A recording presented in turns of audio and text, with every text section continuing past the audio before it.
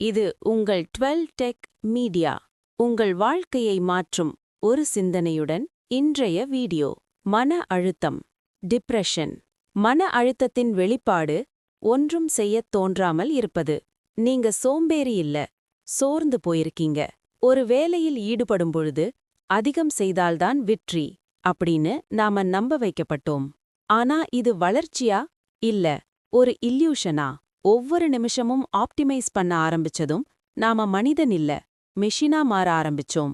இதுக்கு பேர் ஃபெயிலியர் இல்ல, இதுக்கு பேர் பர்ன் அவுட். உடம்பு திடமாக நின்றாலும் மனம் ஏற்கனவே உடைந்து போயிருக்கும்.